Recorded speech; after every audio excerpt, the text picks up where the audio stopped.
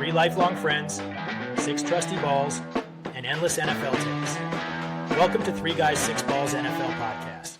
Welcome to episode 23 of 3 Guys, 6 Balls NFL Podcast. Today, we finish up our fantasy rankings with our top 10 tight ends, our top 5 kickers, and our top 5 defenses. Oh, so what do you guys said top 5. After the 5 defenses and 5 kickers, I would not have been ready. Where do you guys want to start? You want to start with the kickers, the defenses, or the tight ends? Well, I always love a good tight end, so let's go ahead and start there. Okay. You want to save the kickers, the main event, for last? Yeah, that way when we finish doing defenses, people will just turn the show off. That's great. Yeah, let's do that. Okay, so we'll start with our top 10 tight ends. So before we start that, though, I got to ask, do any of you guys have Kyle Pitts in your top 10? We'll find out, won't we? We'll find out. Okay, fine. All right, well, let's start with number 1. Will, who do you have as your number 1 fantasy football tight end this year? Okay, before I start, it's not Kyle Pitts. Let's start there. Okay, thank goodness.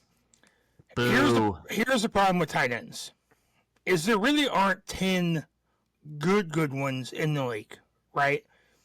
And so, and it comes and goes every year, but like tight end, it's just we're all going to have the same base list. I bet there's 12 different players amongst our 3 lists, and that's just kind of where it's at. So Brock Bowers, right? Brock Bowers is number 1. He was super good last year. There's no reason to think he won't be super good this year. Look at Pete Carroll's tight ends and Chip Kelly's tight ends of the past, and that's just what you're going to get again this year. This might be the best tight end Chip Kelly's ever had to work with, and so they're just going to get used even more between him and Ashton Genty, and statistically one of the most accurate quarterbacks as the seasons go on, Geno Smith. It's just going to be very successful for him. So Brock Bowers. Avery, do you have Brock Bowers as well? He's not even on my list, dude. Okay, quit lying. Quit lying. Is this like a CeeDee Lamb situation? No, he's my first guy. It's boring. It's so boring, but it's just what it is. He's the best one. I have him as my number 1, but I did actually have a debate between him and my number 2. I did. Okay, so who's your number 2? Who's your number 2? My number 2 is Trey McBride. He was one of 2 tight ends with over 100 catches last year. And there's only one other option in that offense as far as a receiving threat, right, and it's Marvin Harrison. There's Marvin Harrison Jr. and there's Trey McBride. And there's other guys, yes, who can catch the ball every now and then, but there's not enough guys in that. There's really nobody else in that offense who can take away enough targets from Trey McBride to where I don't think he's going to have a significant dip. I think he's going to be right up there with where he was last year. I don't disagree. I don't have him as high because there's so few options in that offense. And it's one of these like catch-22. We don't have any guys so we can stop the 2 guys that we expect anything from. But there's also only 2 guys, so somebody has to put up the points. Right, so exactly. And with Trey McBride, the reason I debated whether he's going to be 1 or 2 is because he hasn't had very many touchdowns, especially last year. But I think, if the Cardinals focus on making an effort to get him more touchdowns, then he could potentially be the number 1 tight end. And with Brock Bowers, I know he's still going to be great, but, the offense is going to have a lot more focus on the run, which could potentially dip into his numbers a little bit. But it's the same thing. Like, Jacoby Myers, I really like him a lot for the Raiders, but I don't think there's another, true, scary threat in that offense aside from Brock Bowers when it comes to receiving. Agreed. I do think from the Raiders, though, we're going to get a lot of tight end screens and running back screens and things like that to get the ball out of Geno's hands quicker and into the playmakers' hands. And when it comes to true playmakers, there's more than just the 2 of them, but really it comes down to Brock Bowers and hopefully Ashton Genty. Right. So who's your number 2, Will? I actually have George Kittle, and I have him this high because, again, it's kind of the same argument. We're running out of options in San Francisco. Their team is just not as good as it has been. And there's one consistent that has remained the test of time, and it's George Kittle. And I just think that they're going to get back to what they're good at. If Christian McCaffrey can stay healthy, Christian McCaffrey staying healthy is possibly the best thing for George Kittle. Because if they run the ball more, then they're going to get the ball to the tight end more, and it opens up the seam because the linebackers have to step down. It's the whole thing. It's right. It's the whole thing. And so if we're thinking Christian McCaffrey's going to stay healthy this year, then I expect George Kittle to have a really good year too. I thought you guys weren't expecting him to be healthy. I don't, but I don't know. I do. Somebody has to do something on the 49ers, right? And so it's going to be George Kittle. All right. Avery, do you have either George Kittle or Trey McBride as your number 2 tight end? I have George Kittle.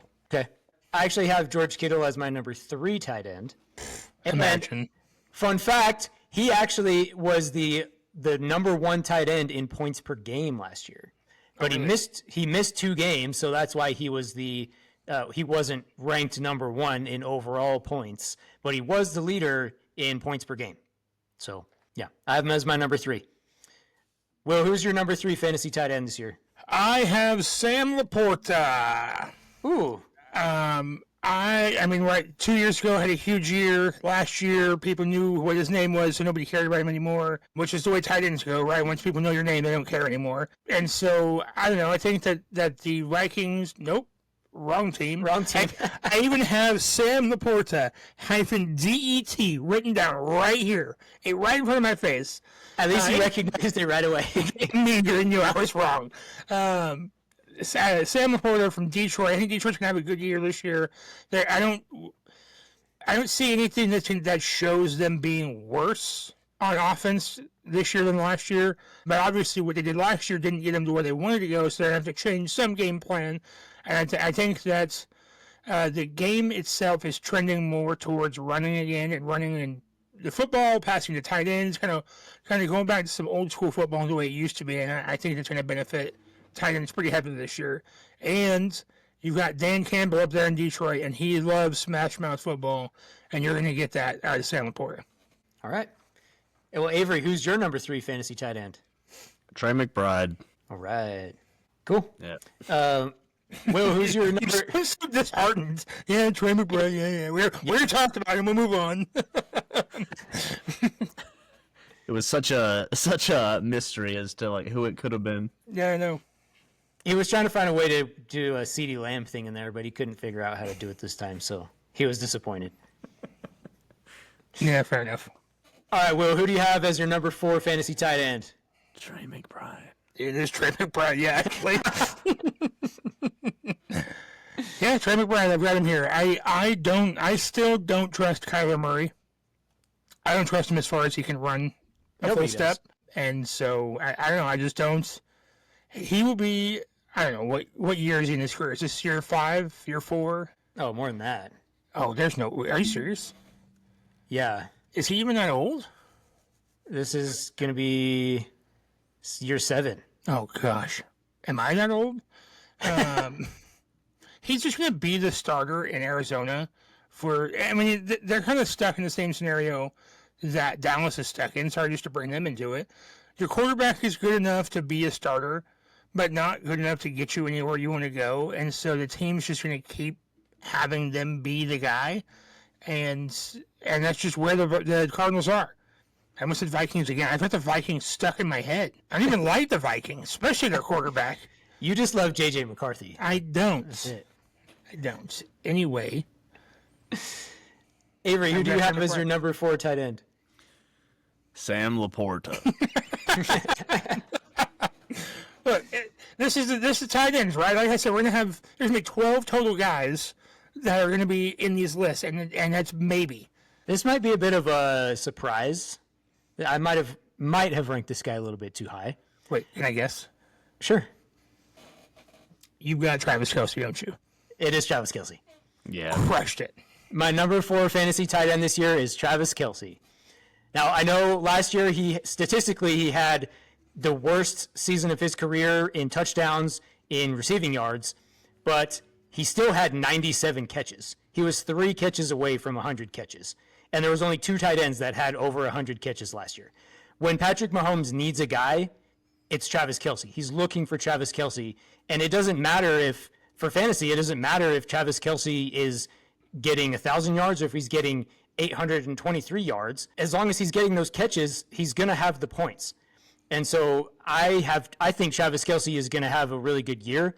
I think he's going to do better than he did last year, actually, because I think he is very motivated after they lost that Super Bowl. And so I think that Patrick Mahomes and Travis Kelce are going to come out and they're going to have a little bit of fire underneath them. And I think Travis Kelce is going to have it's not really a bounce back season because he still had a really good season, but I think he's going to have what you could consider a bounce back season for a tight end. And so I have him as my number 4 guy. I can't believe he only had 3 touchdowns last year. I know. Now, he didn't play in the final game this season, but still, only 3 touchdowns for him over the year. That's crazy. And the last time that Travis Kelce finished outside of the top 5 in tight ends for fantasy was in 2015. So he's been in the top 5 every single year since 2016. And so I think he's going to do it again this year. He was also the 3rd most targeted tight end out of all the tight ends last year. And so I think, again, if Patrick Mahomes needs a guy, he's looking for Travis Kelce. That's his first guy that he's going to go to every single time. Well, and I have Travis Kelce on my list just a bit lower. If you're talking PPR, he got 97 receptions last season. That's just 97 free fantasy points if you're doing full point. Exactly. I mean, it's hard to argue with that. I mean, one game, he had 14 receptions. He went 14 of 16. Like, that's... How many yards did he have that game? 100 even. Okay. No touchdowns. So 14 points on target receptions, 10 points on yards. It's hard to argue with the fantasy numbers. Now, granted, that was just 1 week, but... Quarterbacks want their safety blanket, and Travis Kelce is going to be that safety blanket as long as he's on that field. Yes. All right. Well, who do you guys have as your number 5 fantasy tight end? Avery? I got Mark Andrews. Mark Andrews. I think he's after his little performance. Even with those hands? His performance issues? Because of those hands. I think he's gonna make a good return. I think that's the last taste he left in everyone's mouth, and he wants to change that. Sorry, I didn't mean to cut you off there. I bet not one tight end has put in more work in the offseason than Mark Andrews. I bet there's some reality to that.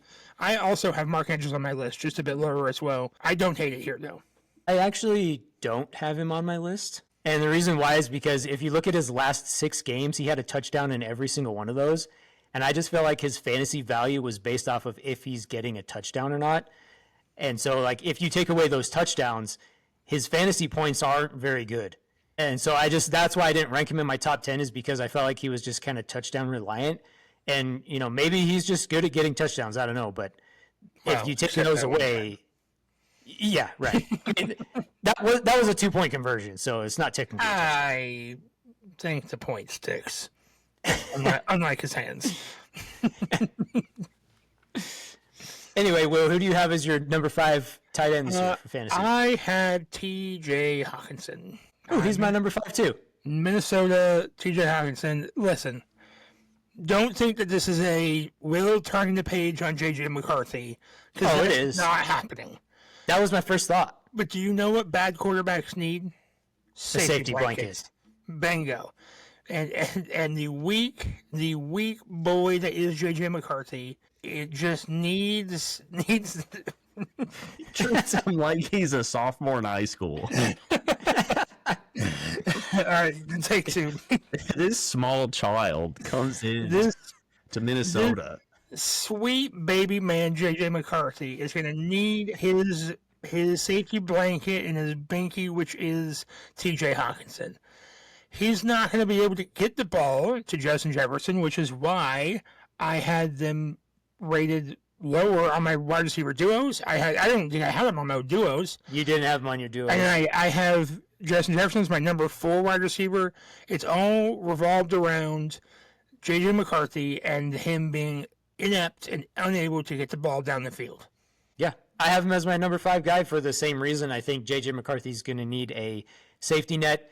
And, I think Justin Jefferson is still going to be a very valuable fantasy wide receiver. But I think T.J. Hockenson is going to get back to his status of being a top 5 fantasy tight end like he was in 2022 and 2023, especially now with J.J. McCarthy, because like you said, he needs that safety net.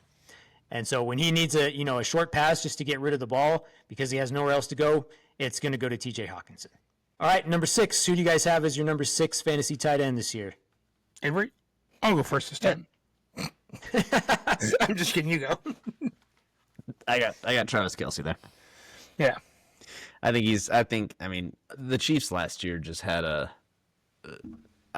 don't want to say like a poor offensive year, but they just snuck by every team. It was more just like, we know we're going to get to the playoffs. We're not worried about it. It was just like pure luck. Yeah. Wait, did you just say they had the refs on their side? Are you taking the political stance? I thought you didn't believe in that. Who said that? No one said that. Joel's making stuff up, dude. Joel, cut the crap, pal.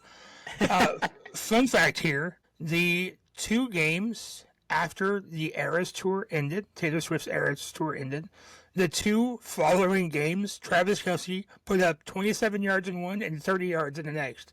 No touchdowns. Just did not perform well in the 2 games following the finish of the Eras Tour. And then the last game of the season that he played in was on Christmas Day, and he did perform well. He had 84 yards and a touchdown on 8 receptions. So, like it's super anecdotal and it doesn't really mean anything, but it is semi-coincidental. Yeah. All right, well, who do you have at 6? 6, I have David Njoku. Okay. Honestly, see TJ Hockenson, right? You've got the old man, the not officially convicted felon, the washed up Kenny Pickett, and then the 2 rookies all fighting for a starting spot. And I just don't trust any of them. And like I just said with J.J. McCarthy, go back to incapable quarterbacks need a safety blanket, and here we are. I think and Njoku's not a bad tight end, and he's really good. He's going to benefit wildly from this. So, okay, yeah, I have Sam Laporte as my number 6, and I think he's a really good tight end. He did have a little bit of dip in production last year from his rookie season, and I think the reason for that is just because that offense just has so many weapons. There's so many weapons in that offense that I don't think that Sam Laporte is going to be ranked super high, but I do have him at 6 because that offense is still going to be dynamic. I know they lost Ben Johnson, but they still have a lot of the same key players. And so I don't see any reason why that offense is going to take a significant step back. And so Sam Laporta is going to still have a significant role for that team. All right, number 7. Who do you guys have as your number 7 fantasy tight end? I got Evan Ingram. Me too. Shut up. Nope, number 7.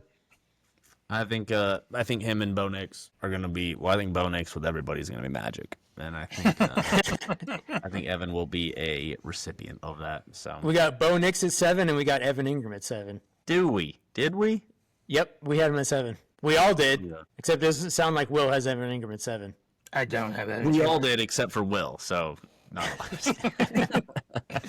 But just before we get to Will's number 7, Evan Ingram, 2 years ago in 2023, he had 114 catches. Last year he was banged up.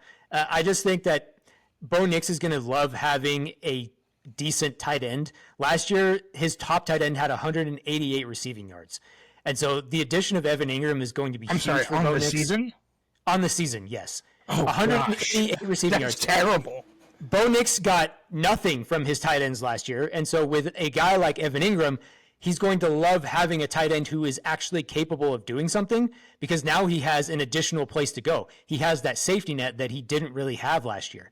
And so between the offensive line and Evan Ingram, I think Bo Nix is going to take the next step. Even though he had a really good year last year, I think he's going to have another really good season this year because I really like what the Broncos have put around Bo Nix. Yes. I don't even know what else to say. Just yes. All right, Will, who you got? At number 7, I have Travis Kelce. That's too low. Probably is. I'm not changing it, but it probably is. All right. Well, Will, who do you have at number 8? I'm not proud of this. Okay? It's not Kyle Pitts. So I'll say deep breath, it's not Kyle Pitts. I have Tyler Warren. Indianapolis. I don't hate that. I like that. Wait, who's going to throw him the ball, though? That is the problem, right? This is number 5, TJ Hockenson, 6th, David Njoku, I guess Travis Kelce doesn't really count at 7, but here we are at number 8. So this is my third as my third guy who gets lumped under the same rug of bad quarterbacks need good tight ends, right? And these rookies come in, and nobody really knows what they can do yet. Nobody really knows anything about them. Look at Sam Laporta's first year. And so these guys come in, and they're taking the world on fire because nobody really knows what to do with it. And I think they're going to lean heavy on Jonathan Taylor. And as we already mentioned, a good running game is the best for the tight end. And so I think Tyler Warren has a good shot of having a good season because of how much they're going to have to use Jonathan Taylor. Okay. Yeah, I don't hate that at all. Before we get to Avery's number 8, I have a question for you guys about Tyler Warren. What are the chances that Tyler Warren has the same type of rookie season as Brock Bowers? Very low. Yep, low. Is it just because of the quarterback, or I think it's the whole team. Because the Raiders were bad last year? Right, but the Raiders didn't have a good run game. Call it what you will. They didn't really have a good anything, except for Brock Bowers. Okay, the Colts have a proven run game. I was going to say quarterback to some of them, but you can't say that, right? You've got statistically the 2 worst quarterbacks in the league over the last few years on that team, between AR5 and what is it, Daniel Jones 6 or whatever, DJ 6, Danny Dimes. Yeah, sure. You've just got, it's worse or worser is really your 2 quarterback options. And so Brock Bowers' quarterbacks were garbage, though. Right, but again, it comes back to they didn't have any other options except for Brock Bowers. The Colts have Jonathan Taylor. Am I saying this? Yeah. I keep saying this name. It keeps sounding wrong. Anyway, they have Jonathan Taylor, and so they're going to rely on the run game. They don't have to rely on Tyler Warren. They can rely on somebody else and have Tyler Warren, or I don't know if I could name a Colts receiver off the top of my head right now. I almost said Ty Hilton, and that's not it. T.Y. Hilton. Yeah, T.Y. Hilton. It's not actually Ty Hilton. That's a long time ago. Yeah, that was years ago. Basically, you have Marvin Harrison Sr. out there still catching the ball, right? Dallas Clark, all those guys, Peyton Manning. So last time I paid attention to the Colts. They did actually have 3 receivers who had over 800 yards last year. Just a fun fact. Who threw them the ball? Curtis Painter? Anthony Richardson was out there for, I think, 11 games. Okay, and there's still 6 more in the season. Joe Flacco. It was Joe Flacco. Oh, you're right. It was Joe Flacco. Now he is leading the charge in Cleveland. Is he listed as their starter right now? Yes. Currently. Yeah. Yes, he is. He was the before-mentioned old man. Yes. Yes, I picked up on that. All right, Avery. Who is your number 8 fantasy tight end this year? Colston Loveland. Ugh. Oh. Ugh. Really? I think Will's gonna not. Yeah, Will doesn't like that one because. Just side note. One of our friends from Cheeseheads and the Bear podcast was listening to our podcast just a few hours ago, actually, and he texted me and he was like, "Dude, how does Will have Javonte Williams at number 7, but he thinks Caleb Williams is a bad quarterback?" Tell him you made the mistake of believing. Shout out Brennan. Shout out Brennan. Reason to all this. All right, Avery. Why is he your number 8 guy? I think he's good. No, not. I think Caleb Williams. I think having Colston Loveland, he's definitely not as much of a blocker. I think he's gonna be a better vertical threat, and I just like rookies for some of these fantasy positions, just because I feel like they have 1 year before everyone figures them out. Mm-hmm. And you can use them a little bit better. Absolutely. Yeah. Kind of like the same thing with Sam Laporta. Like, he had a really good rookie year, and then he kind of took a little bit of a dip last year, even though he was still very productive. He just didn't have the same kind of stats because people kind of like knew what he was going to do a little bit more. So Didn't I just say that like a minute and a half ago? Say what? Sorry, I'm not here. Keep going. Let's keep going.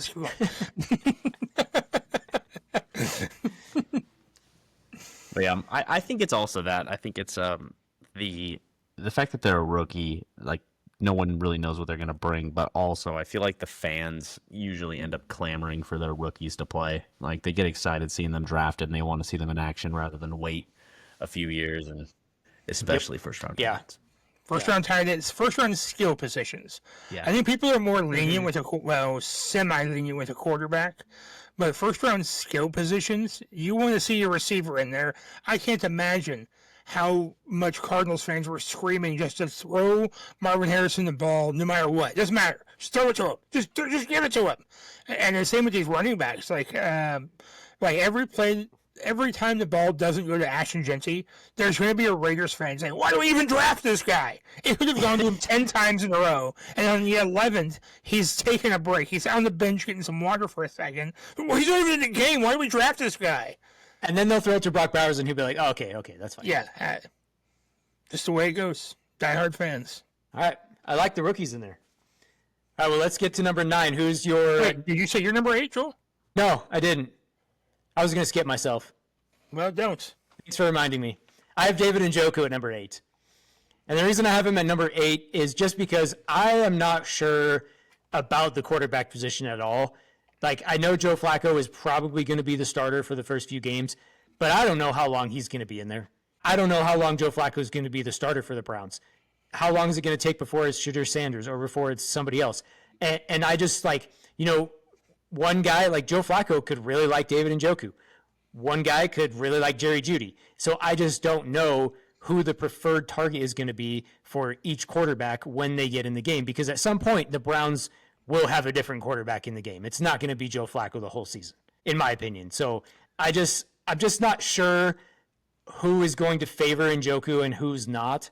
And so that just, I think he's going to be really good still. That's why I have him ranked a little bit lower.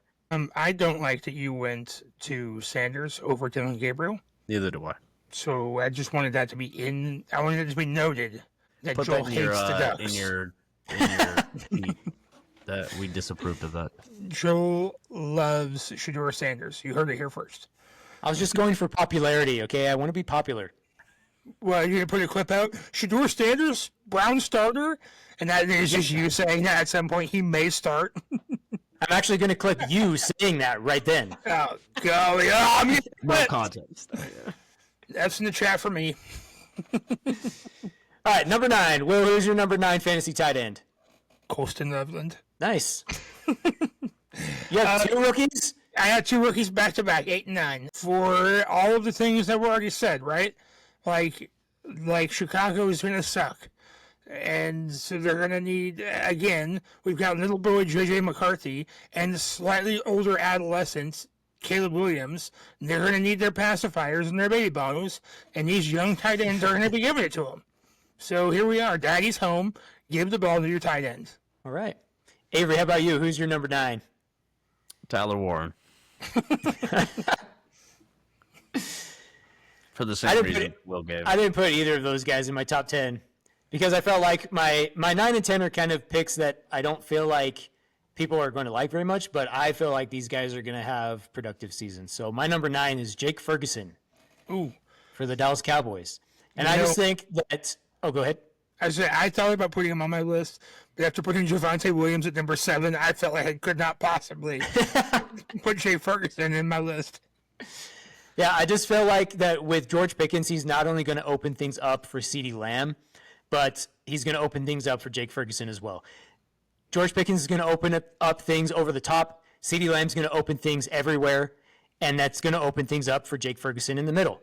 And so I feel like as long as Dak Prescott is healthy, that's really the key. As long as he's healthy and he's not playing like absolute garbage like he was last year when he was healthy, the Cowboys, I mean, the defense is just going to be bad. So the Cowboys are going to be throwing the ball a lot because they're down, similar to the Bengals last year. And so I think that Jake Ferguson is going to have a nice season. In 2023, he actually finished as the 9th tight end in fantasy. And so I think he's going to return to his 2023 fantasy form. And George Pickens is going to help not only CeeDee Lamb in that offense, but Jake Ferguson as well. What will it take for Joe Milton to see the field this year? Dak getting injured. Besides Dak getting hurt. I don't think he sees the field.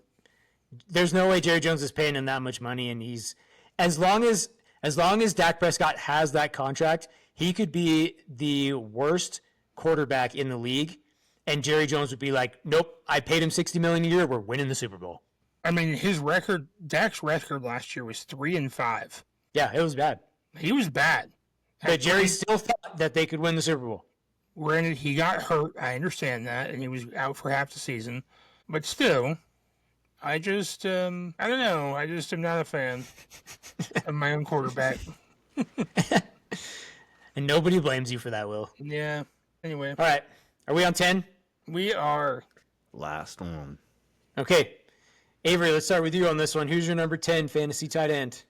All right. So I got a guy. My 10 spot special. I'm taking a leap of faith here. I think with the incoming quarterback that he's receiving, I think Chig Okonkwo is going to have a breakout year. And this has nothing to do with the fact that he was on my brother's podcast several months ago. Nothing to do with that at all. But if he does want to come onto this podcast, I'm sure we can make room. We'd love to have you. I have you at 10. If you come on this podcast, I will move you to my number 10 spot. I will move you. We'll move you up. I'll move you to number 1 if you come on this podcast. I won't. Well, now he's not going to come. Thanks, Will. Well, Yeah. sounds like a personal He problem. needed the full sweep. Yeah, I think he'll be good. I think it is still a little up in the air, like what Tennessee's offense is going to look like and how they're going to adjust. I'm not even completely sold on Cam Ward, but I think if he does well, I think Chig does really well as well. Really well as well.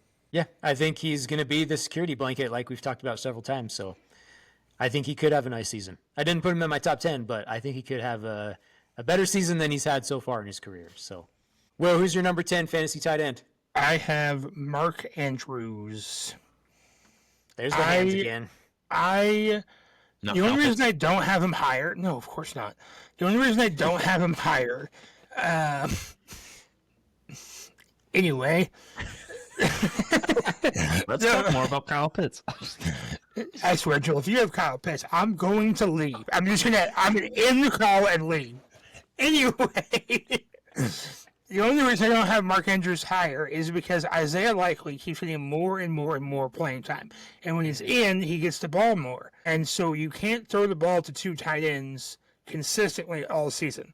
One of them is going to take over, and I fear that his minor receiving problems at the end of last season are going to have a carryover effect into this season, and he lost trust by Lamar Jackson. Minor? I hardly know her. Nice. All right, you guys ready for my number 10 fantasy tight end? Do it, I dare Do you. we need to take a guess? My number 10 Don't fantasy say it tight yet. end Don't say it is... yet. Don't say it yet. Don't say it yet. Okay. You got TJ Hockenson. Kyle Pitts. I already said TJ Hockenson. Oh, you didn't? Is Is it it Kyle really Kyle Pitts? Pitts? No, it's not Kyle Pitts. Oh. And it's not Hockenson? It's not Hockenson, no. I have Hockenson as number 5. Oh, yeah. It will be. It will be Has this name been said Go- already? No. Dallas Go Ooh. Dirt. Nope. Oh, is it Otto? What's his name? Oh, it's Tucker Kraft. It's Tucker Kraft. Nope, it's not. And it's not Kate Otten. Well, then it's wrong. So whatever you have to say, I don't really. Ugh. He's a tight end in the NFC East. Oh, it's Zach Ertz. it's Zach no, Ertz. yes. Zach Ertz. Yes. It is Zach Ertz. I was kind of surprised at his stats from last year. So he finished as the 7th overall tight end in fantasy, and he was 9th in points per game. And we've kind of talked about this already, too, is with Terry McLaurin not being there for the Commanders, wide receiver 1 is Deebo Samuel. That seems like that Jaden Daniels is going to need a security blanket to me. A real receiver. A Zach real- Ertz yeah. is the receiver that your other receiver tells you not to worry about. He's just a tight end. Ooh. Deebo Samuel's looking a little chunky out there. Dude, he looked slow as hell in some of these practice videos. We've talked about these media teams gassing these players up. And some of these that they put out, they've purposely got to be trying to get these players knocked back down. Like that one of Deebo Samuel running that wheel or whatever route it was, post across the middle. I don't remember what it was, but he did not look very fast. And it was just like, ooh, this is not really what you want here. Okay, since we're kind of getting a little bit low on time, let's go through our top 5 defenses fairly quickly. I mean, there's not a whole lot to say about defenses here, but Avery, we'll start with you on this one. Who is your number Broncos. Who's one? not? Who's your number one? Joe, who's your number one? Broncos. The Denver Broncos. Dang it! You didn't leave The Denver them Broncos are my number one fantasy defense this year.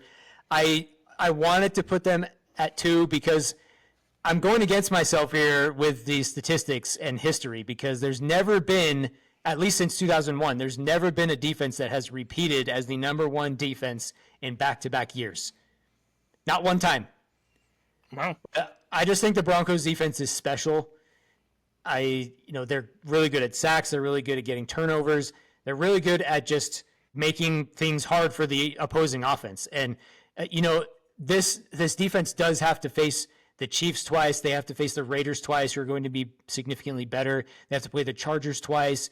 And so none of those games are going to be easy. They also have to play the Bengals, the Eagles, Commanders, and Packers. So they have a pretty tough schedule, but I think this defense is special. And so I really wanted to not put them at 1 just because of the history and statistics that I usually follow. But I put them at 1 just because I think that this is a special defense. All right, number 2. Who's your number 2 fantasy defense this year, Will? The Denver Broncos. Who was your first? Ravens. Yeah, the Ravens. Ravens first. I got the Eagles. I have the Minnesota Vikings. They tied for the most takeaways last season. They're also 4th in sacks. And, I don't know how this offense is going to be, but if the offense can be just like any amount of decent, then I think the defense is going to be similar to what it was last year. All right, number 3. Who do you got at 3, Will? I have the Houston Texans. I know I said Avery? it weird. That was on purpose. My 3. Yep, who's your number 3 defense? Ravens. I have the Pittsburgh Steelers, because they were also tied for the most takeaways last season. And, their offense is, I don't really know what their offense is going to be. I don't think it's going to be great. I think it could be average. But the Steelers defense is used to working with a below average offense. And so I don't see any reason why they can't repeat the success they had defensively. Are you telling me you don't think that the Aaron Rodgers-led, George Pickens-led Steelers offense is going to be amazing? No, I'm telling you that the Will Howard-led Steelers offense is not going to be amazing. You shut your whore mouth.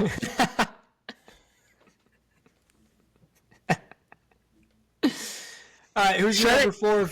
Who's your number 4 fantasy defense? Me? The Vikings. That's who I have. I have the Baltimore Ravens. I really like what the Ravens did this year to address their secondary, because they ranked 11th in fantasy points last year. They were the number 1 rushing defense, but their secondary was not very good. And they made some moves to address that defense, like signing Jair Alexander, and they drafted Malachi Starks in the first round. And so I think they made some moves to address that secondary. And so I think that defense overall is just going to be pretty solid. So I put them at 4. It also helps that they have Derrick Henry and Lamar Jackson. And so, they're probably going to allow less points than some other defenses, because they're not going to be on the field as much, because you have those 2 guys on offense who are just taking up the clock by running the ball. All right, number 5. Who's your number 5 fantasy defense? The I Eagles. have the Deagles. I said the Eagles. I wish. Desert Eagles would probably be better defense, dude. Honestly, That would stop a lot of people. I'd take real Desert quick. Eagles over the Eagles. I have the Lions. The Lions? Yeah, it was between Why do you them and have the the Lions? Panthers, and I decided to go with the Lions. I think they're on a revenge tour. I think they're pissed at the Redskins, the Washington Redskins, and I think they're. I don't know who that is. They replaced the Redskins with the Commanders, the people that eliminated them.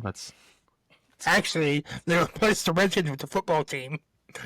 They went from That's true. Redskins. That's true. They went from Redskins That's to, true. we're not going to have a name, actually. We're just going to take a couple years timeout. We just won't have a name. This is our punishment. We did a thing. Now we won't do a thing. And then we'll replace it with the Commanders, the guys who wiped them out. And then once we get the Commanders as our name, we're still going to keep our logo as just a W. Yeah. Well, they can't have a C. That's Chicago. Yeah, but you can't just have a W What's wrong with the W? Go on. I'm listening. Will starts with W. That's can't. what's wrong with it. Get fricked, pal. It's Will. It's Will. Will. Okay, I have the no Houston one can say Texans. I have the Houston Texans as my number 5 defense. They ranked number 5 last year. They tied for the 4th most sacks, and they had the 5th most takeaways. So I think they're going to be a really good defense again this year. They've got some really good players. They have Derek Stingley Jr. in the secondary. They've got Will Anderson. He's one of the most young, dynamic players in the league right now on defense. So I think they're going to be really good, just like they were last year. All right, you guys ready for the main event? Top 5 fantasy kickers. Now, before we start going down the list, do kickers matter in fantasy? Yes, absolutely they do. Because they're on your team and they can give you points or they can take points away from you. It's actually a really good point. Thank you. I made it. So I went back over the last 5 seasons and I looked at the average point differential between the number 1 kicker and the number 10 kicker. And I only used kickers that played at least 8 games for this stat. But on average, over the last 5 years, the difference in points between the number 1 kicker and the number 10 kicker is 1.96 points per game, which can win or lose you a game. A championship. Yes. So even though it's only an average of 2 points between number 1 and number 10, kickers do matter in fantasy. Yeah, my fantasies. They play a large part in my fantasies. All right. Who is your number 1 fantasy kicker this year? Joel. Let's have you go first this time. Okay, Joel, well, you have to ask, me. I was doing it. I'm doing the thing. Okay? You know what? For that, Avery, who's your number 1 kicker this year? Oh, jeez. Okay. Cam Little. Oh, my golly. Will, number 1? I have probably the best. This is of all the positions we've done, I think kickers is the one that I feel the most confident about. I think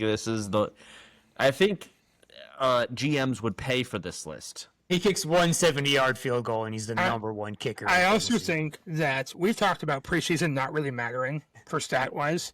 I think kicker and punter are the only 2 positions where your preseason actually matters for making the team or not, especially if you're in like a kicking competition where you might not make it. You can make up for a lot of stuff in practice, but in practice as a kicker or punter, not saying it's easy. I'm not saying either position is easy, but you don't get the same level of quality because you're not, even if your team is rushing, no one on your practice squad is rushing to knock you out, right? They're not really rushing to do that. But in a preseason game, they're trying to stop you from scoring points because those guys are actually trying to make the team still. If they're doing special teams, they're trying to make the team and make sure they have a paycheck coming. And so kicker and punter are really the only 2 in the preseason that I think actually matters. So when Cam Little, right? That's his name? Yes. Little Cam, yeah. Yeah, look, when Lil Cam, when Lil Cam 2025, actually probably Lil Cam 70, he should change his number to 70. That's beside the point. When he hit that field goal, I went, oh, you just secured. If you didn't have it already, you just secured a roster spot for sure. There's no way they're going to let you go now. Anyway, Joel, who do you have as your number 1 kicker? I have Brandon Aubrey. Guy. I also have Brandon Aubrey. Way to ruin it for me, Avery. I don't think anyone was surprised by that.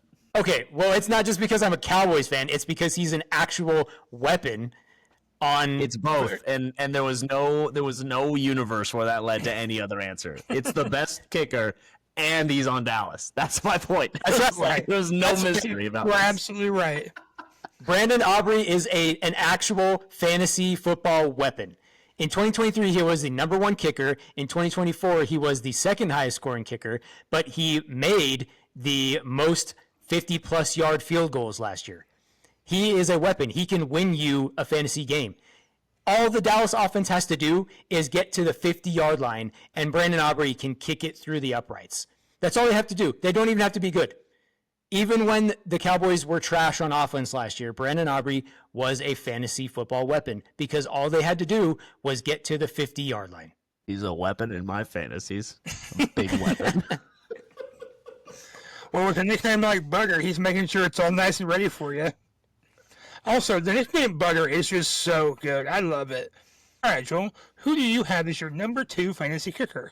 I have Chris Boswell from the Pittsburgh Steelers as my number 2 fantasy kicker. Wow, you are homing real hard right now. Yeah. Oh, Dallas and Pittsburgh. Oh, they're going to be the best.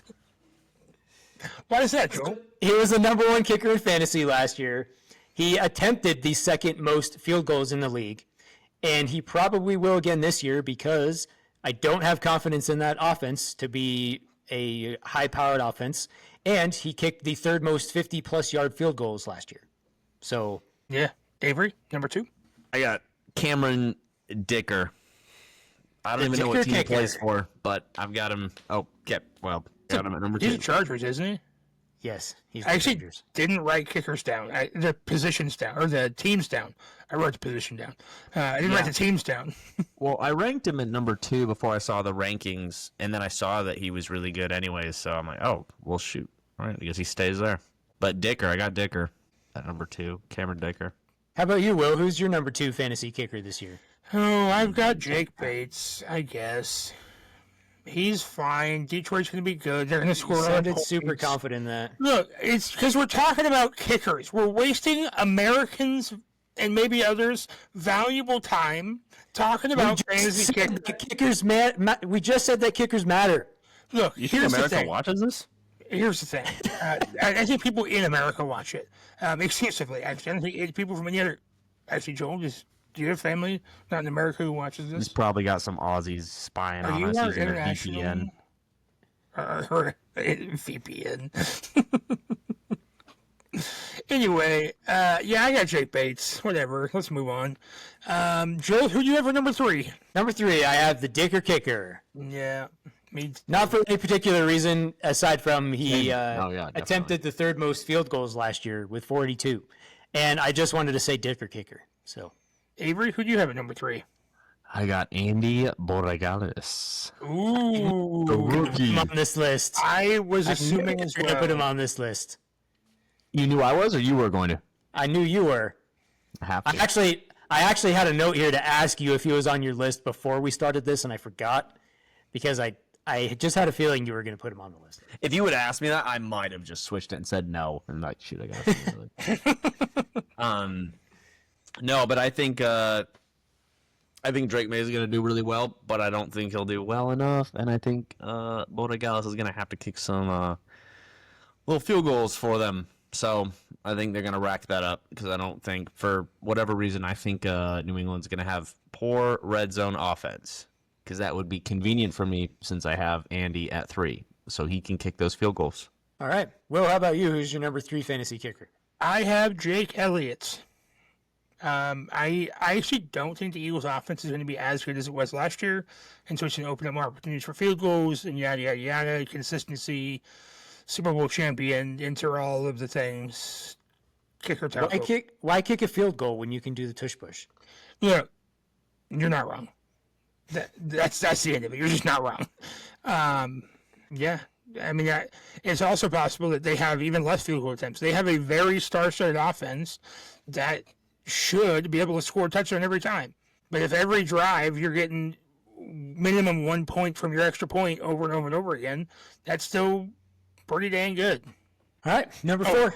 Joel, who do you have for number 4? Right after I was doing this thing.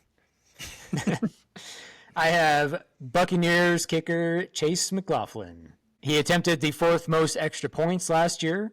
And I know that only gives you 1 point every time you make it, but when you kick more extra points, you're going to get more fantasy points. And I think the Bucs offense is going to be better than it was last year.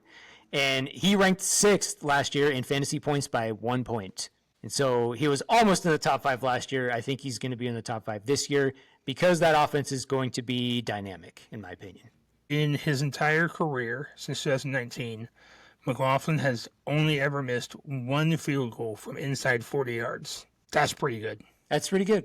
Nah, not counting extra points, but He's missed extra points? he has missed 4 total extra points in his career. 2 of them coming last year. But, that's All right, the Bucs will score 2 extra touchdowns this year so he can get those back. or 1 2-point conversion. Or just I make see what your you're saying. extra I see what you're points. saying. Yeah. Avery, who do you have at number 4? I got Matt Gay.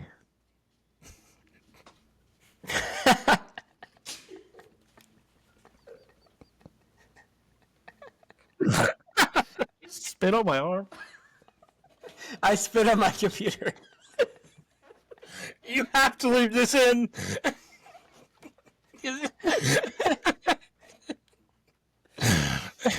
Look, we're professionals. Doesn't mean we can't have fun. Washington kicker Matt Gay. What's funny about that? Humor. That's funny. You didn't even say anything. You just said his name. I think that's why. I had no follow-up at all. I don't even remember what team he plays for. Washington. Oh yeah. You didn't even want him on your list. You just wanted to say his name. How dare you accuse me of such something like that? Hey, we're going to an in-depth analysis. Why is Matt Gay right where you placed him? Oh, he plays for We know why. Washington, and I think they're gonna kick good field goals. When Deebo Samuel's your number 1 wide receiver, you just have to kick. Yeah, he'll drop a lot of third down conversions, and Matt Gay will be there. Unless he thinks it's a burger, then he might catch it. Yeah. Little cheeseburger spiral. All right, well, how about you? Who's your number 4? Well, I don't have Matt Gay, unfortunately. I do have Cameron Dicker. In between Dicker. in between Dicker and Gay, I bet there's going to be a lot of field goals made this year. Anyway, Joel, who do you have at number 5? This is where I have Cam Little. And to be honest, I did not have him on my list until he made a 70-yard field goal in the preseason. But similar to Brandon Aubrey, all the Jaguars have to do is make it to like the 40-yard line and they can score points. So the Jaguars offense does not have to be any good at all. All they have to do is just make it to the 40. And now that they know that he can make that, they're probably going to take some chances in games and kick it from the 40-yard line a lot more often. You think they're gonna do that? In certain situations, I can see it. Not I like don't think they'll second kick down. it past No, half not field like- once. I don't think they're going to do it like every time, but there's going to be situations where they're coming up on the half and they have like 20 seconds left and they're on their 2-yard line, and all they got to do is just make it to the 40. You don't have to make it to the other side of the field. You just have to make it to the 40-yard line. And so I think there's going to be a lot of situations like that where they could be like, hey, we made it to the 40. We might as well just put him out there and just let him kick a 70-yarder and see if he makes it. But they're going to have to change their field goal team because the times he's going to miss that and they're going to run back, it's that the risk is really high. It is. It's probably going to get blocked a lot. It's going to have to be more of a line drive. When you're the Jaguars, you really have nothing to lose by doing that. True. Because you already are terrible. Yeah, take the risk. Do it. So then the real trouble is just getting to the 40. True. Yeah, exactly. And then not being the Alabama Crimson Tide, another a 109.5 yard kick 6 happened. You guys remember that? When Auburn ran it back to win the game? I watch that probably at least once a year. Yeah, same. Honestly, they use it. ESPN and all of these companies use it as like a intro clip. It's used all the time. Good times. All right, well, who do you have as your number 5 kicker this year? I have Marcus Aurelius from Indianapolis. The Gladiator? Yeah, you got it. Okay, great. See, that was the point I was trying to make, because nobody knows any kickers. I can name anybody I want from history, and no one will have any idea. He is a former Roman emperor. No, he's not a kicker at all. I had Chase McLaughlin from Tampa Bay. I did not pick an obscure enough historical reference. That was good. I have Jesus Christ. That's a little Easter egg. No, I was seeing if either of you guys were going to get it, but yeah, no, I assume if you've seen Gladiator, you're going to get that. But and who hasn't seen Gladiator? I was gonna say I've never. It's like his mother must have loved that movie. It's a wild thing to name your child today. All right. That wraps up our top 10 Whoa. fantasy tight ends. Whoa! What? I didn't even go. Did you not? No, mine was at thought Marcus you did. Aurelius. Oh, I thought you did. Sorry. I had Joaquin wraps up Phoenix our top 10? from that movie. Oh. No, I had Harrison Butker. I think he seems like a chill dude. I like the way he talks. And on a real note, I think he's got great hair. I think his hair, his beard. So that means he's a good kicker. Dude's rocking it. Absolutely rocking it. And Taylor Swift knows his name, so pretty cool.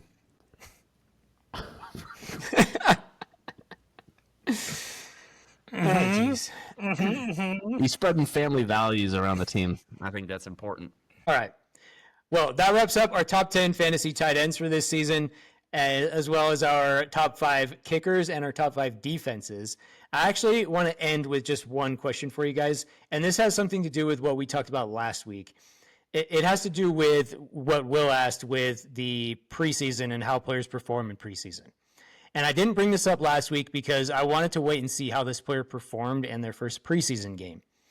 So Shedeur Sanders had a pretty good preseason performance in his start. And I want to know, do you guys make anything of that at all? Like, do you think that Shedeur Sanders' performance in preseason means anything? No. I think he secures his spot above Deshaun Watson on the depth chart. Okay, I was just wondering because I actually think it means a little bit of something because, I know that we kind of decided, well, we did decide last week that, the preseason performances don't necessarily mean anything. However, in the case of somebody like Shedeur Sanders, I think it means something for him personally. I can agree with that. Not to say like that he's going to be a great quarterback in the NFL or anything, but I think it meant something for Shedeur Sanders because he's been stuck as the number 4 quarterback this whole offseason. He hasn't received one single first-team rep, and he finally gets his chance to start in the preseason, and he performs very well. I think that means something to Shedeur Sanders. And so, if he continues to get... Yeah. Well, I think if he continues to get opportunities like that and he makes the most of that opportunity, that could move him up the depth chart because, you've got Kenny Pickett and Dylan Gabriel who are injured right now, who can't, who aren't getting those reps. And so maybe Shedeur Sanders can move his way up the depth chart because of that performance. So I think it means a little bit of something. Again, not to say that he's going to be a fantastic quarterback in the NFL, but in the opportunity he was given, he performed well. Well, what it also means, sorry, I didn't mean to cut you off, but what it also means is that other teams, like, they can be looking at him for trade value. Or we could bring him in as our backup. He's their number 4, but we could bring him in as our number 2 or our number 3. And chances are Kenny Pickett probably goes to the practice squad, if I had to guess, because they're not going to carry 4 quarterbacks into the season. And so I would imagine Kenny Pickett gets put to the practice squad of all 4 of them, or maybe one of Kenny Pickett gets cut. I don't think you draft Shedeur and Dylan Gabriel just to cut one of them before the season starts, unless you're drafting him in the 7th round, right? It was 3 and 5, right? Yeah, 3 and 5. And so you're doing your best to either move them to a team they're going to be on or to keep them on your team. And so I do think it helps. It helps his stock on the team. It hopefully helps turns people's minds toward, okay, maybe he is taking this seriously. Maybe he isn't just riding his dad's coattails still. Yeah, I agree with Will. I think we talked about this before, but I think we were talking about Cleveland kind of shopping him around, kind of showing him off. I mean, I guess it is, for Shedeur, if you got 2 of the quarterbacks already hurt, before the preseason even starts, that's a good sign for you. But also, if the Browns can kind of figure out who they want or if they have the ability to kind of evaluate all their quarterbacks before they play, meaning like, do you have a good idea who you think will do the best, or is it purely just throw them in on Sunday and find out who does the best and then just kind of settle with that? Because I think they're in a weird position where they have some quarterbacks that they can wheel and deal, as far as a trade goes, but this just seems like, I think the writing was on the wall. I think he was going to start. You got the other guys injured. Everyone wants to see him. There's still that buzz around him, even though he's a 5th pick. So who knows? If you're the Browns, I think you still keep him, though. I like to believe that just the buzz generation creates revenue for the Browns anyways, and that's a good thing. So it all depends on what their priorities are. Yeah. I just wanted to bring that up because we talked about how the preseason games don't matter and how players perform don't matter. But for Shedeur Sanders, like, he didn't really have a choice but to perform well. Like, if he went into the game and started and didn't perform well, there's no way he's moving up that depth chart. Correct. So I just wanted to get your guys' opinion on that because, I think there's a little something to be said for a guy who's in that situation where he has that pressure on him. He hasn't received a first team rep. He was drafted in the 5th round after he was expected to go like number 2 overall. And then he gets in the game and he does well. So good for him, honestly. Yeah. No, I agree with that. I want him to do well overall. I want him to be what he thinks he can be because that would be great for the league. If he turns out to be some amazing, awesome Mr. Cool guy, that's better for everyone. That's better for the league. It's better for him. It's better for because he's such a big name. Even before that, because it's cool to have the family ties, right? To have his dad was a really good player. Now he's a really good player.